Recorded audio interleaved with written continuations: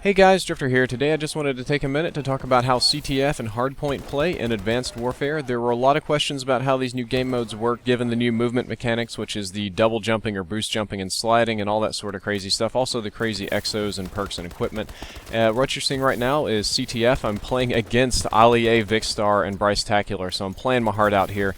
CTF is slightly different, or at least the rule set that I played was a little bit different. We played round-based CTF, total rounds won instead of total score, but we do have custom matches, so you can kind of set your own options if you prefer to play total caps.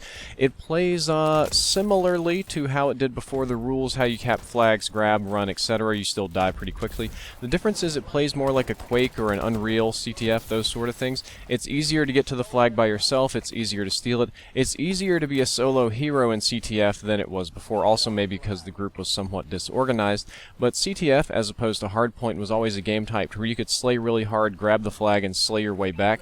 That's true in this, except there's a little bit less slaying and a little bit more parkour going on. I still feel that it plays fairly. It's not broken, weird, or screwed up anything, but I think you're going to see some higher scoring CTF gameplays, like, you know, the other ones you'd win in maps like 2-1, 3-4, something like that, or that would be a loss. But this one I think you're going to see more like 6 and 7 cap games, but it's still fun, it still plays right, and it's not broken or anything. Hardpoint is probably the most similar in the rule set. Matter of fact, the rule set is almost identical. The hills and stuff are a little bit more minimal. The hill marker won't get in your way.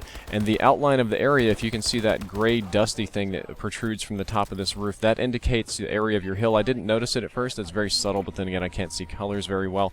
Hardpoint plays almost exactly the same, except it's somewhat easier for you to break a hardpoint lock. Previously, when the other team would lock it down, it was very, very hard to get in and kind of break that lock. However, with the new movement mechanics, it's easier to kind of sneak around, dash up, and get in there. That doesn't mean you're going to live very long, but that does mean you can jump in there and kill a few people easier. It kind of gives a slightly more advantage, or it tilts the scales a little bit more toward the attackers, because Black Ops 2 was very difficult when you got locked down.